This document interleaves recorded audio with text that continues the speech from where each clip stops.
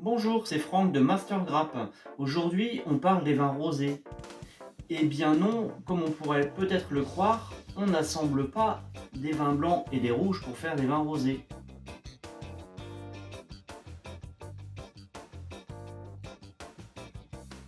C'est une méthode différente. D'ailleurs, on a plusieurs méthodes, essentiellement deux.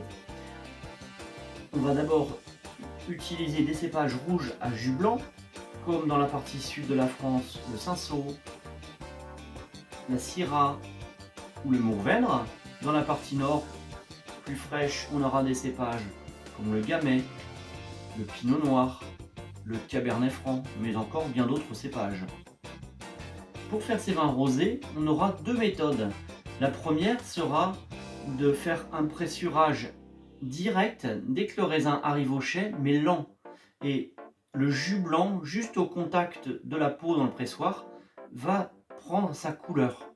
Et donc on aura un rosé assez pâle, et donc on aura extrait aussi peu de tanin, on aura un rosé léger et fruité.